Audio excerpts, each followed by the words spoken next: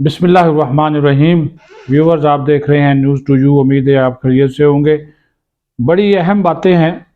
बिलावल भुट्टो जरदारी अपने बाप के एक इंटरव्यू के बाद गुस्से में दुबई चले गए हैं खुसूसी जहाज़ के ज़रिए, और आप यकीन माने पार्टी के किसी बंदे को पता ही नहीं है कि वो दुबई गए हैं।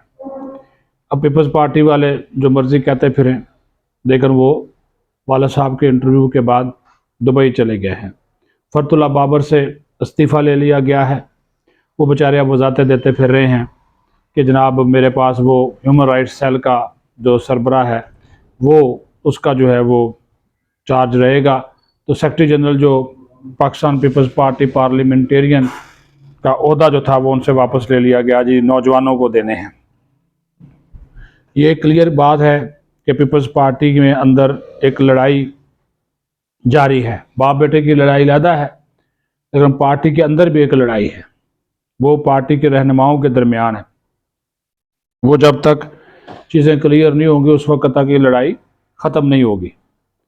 अब बिलावल ये चाह रहा है कि उसको होली सोली इख्तियार दिया जाए, और उसका ये मौक़िफ़ है कि हम इस्टेब्लिशमेंट का या किसी और का आलाकार बनने की बजाय अवाम की ताकत पर भरोसा करें, और हम जो है वो मार्केट में जाएं, लोगों में जाएं, जलसे जुलूस करें।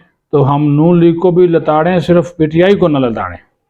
और इसका फिर वो जो वोट बैंक है पीटीआई वाला नाराज़, जो पीटीआई को वोट अगर वो नहीं भी देगा तो वो बुग़्ज़े नून लीग में वो वोट हमें दे देगा। ये बिलावल का नज़रिया है। जबकि जरदारी साहब कहते हैं, जब उन्होंने ये बात कर दी, जरदारी साहब कहते हैं जी जो भी कोई भी जो हुकूमत है वो नहीं, कोई भी जमात 172 सीटें हासिल नहीं कर सकती। उनका उन्होंने तो इशारा दे दिया कि आने वाली हुकूमत जो है वो वसीउल बुनियाद होगी या कौमी हुकूमत होगी। ये उन्होंने बात कर दी। तो जब उनकी तरफ से ये बात कर दी गई तो उससे भी एक चीज़ वाज़ेह हो गई कि पीपल्स पार्टी के अंदर बयानिए की भी जंग है जो चल रही है। अभी देखते हैं कि बिलावल अपने वालिद की पॉलिसी को फॉलो करते हैं या फिर अपनी जो पॉलिसी है जिसको वो आगे लेकर चलना चाहते हैं, क्योंकि जो नौजवान है ना पीपल्स पार्टी का, वो इसके साथ है, बिलावल के साथ है। और जो जरदारी साहब के साथ वो बाबे शाबे जितने भी हैं वो सारे हैं जिनको बिलावल अब साथ नहीं रखना चाहता। वो कहता जी इनकी कोई अलहदा कोई ओल्ड काउंसिल बना दें, उसमें ये बैठे रहें और अपने मामलात जो हैं वो चलाएं। दूसरी जो एक बात इम्पोर्टेंट बड़ी देखिए, जो हमारे फैसला साज हैं, जो हमारी फैसला साज कुव्वतें हैं, ये बड़ी मैं अब बात करने लगा हूँ।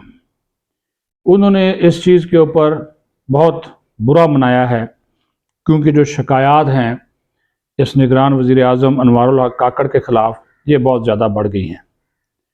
ये शिकायत सिर्फ़ उनके बाज़ जो कबीना के वज़रा हैं न सिर्फ उनकी तरफ से आई हैं, बल्कि आला जो ब्यूरोक्रेट्स हैं वो भी जो उनके साथ रवैया होता है मुख्तलिफ़ मीटिंग्स में, उसके ख़िलाफ़, उस रवैये के ख़िलाफ़ भी शिकायत ऊपर तक पहुंची हैं। तो इनको एक शटअप कॉल दी गई है ये में बड़ी मौसर अंदाज में कि हुजूर अपना किबला दुरुस्त करें, और ये बात मत भूलें कि आप निगरान वज़ीर आज़म हैं, और आप निगरान वज़ीर आज़म कैसे बने हैं वो भी हमें पता है। तो लिहाजा अपनी वो जो है ना चादर उसमें से बाहर मत निकलिए और अपनी कमीज़ के अंदर रहिए।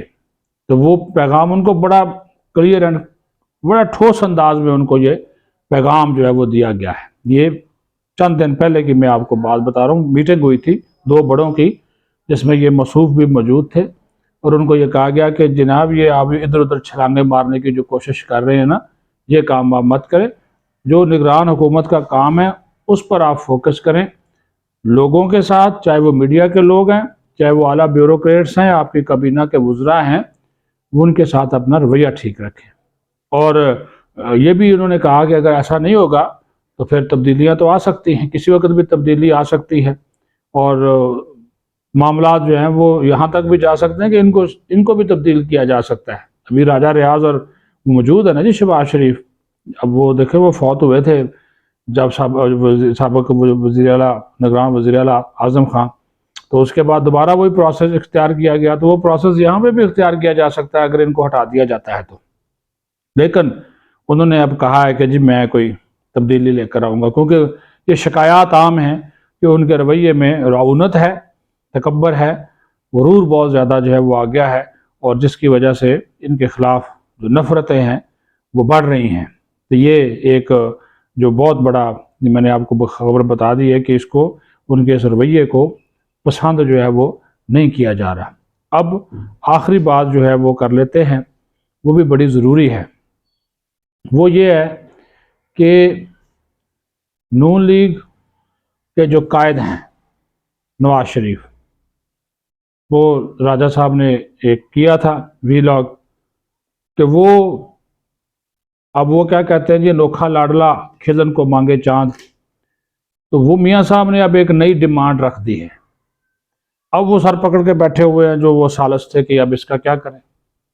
وہ کہتے ہیں جی مجھے 2/3 دیں، اور میں 2/3 مجھے دیں گے تو میں وزیر اعظم بنتا، ورنہ میں نہیں بنتا۔ یہ بھی میں آپ کو بتا دوں کہ اگر میاں صاحب کو 2/3 نہ ملی تو میاں صاحب وزیر اعظم مشکل ہی بنے، ملک سے باہر ہی چلے جائیں گے، پھر کسی اور کی باری آئے گی۔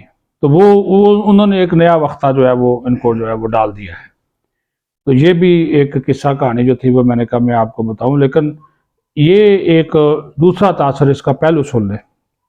اب جو اس کی کہانی کیا ہے؟ کہانی یہ ہے کہ جس طرح میں نے نام لیا نگران وزیر اعظم انوار الحق کاکڑ کے رویے کا، یہی نام ان کی پارٹی کے اندر لے رہے ہیں مریم نواز کا۔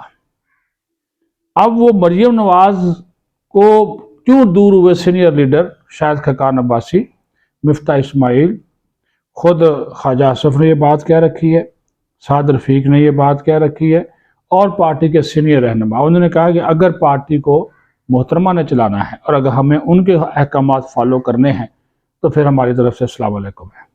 میاں صاحب مری میں موجود ہیں، ادھر شاہد خاقان عباسی بھی مری میں موجود ہیں، تو وہ جو خاتون ہیں اپنا مریم نواز، وہ انہوں نے اپنے باپ کے اوپر سائے کی طرح، وہ کہتے ہیں نا قبضہ کر رکھا ہے، وہ ہر وقت سائے کی طرح ان کے ساتھ رہتی ہیں۔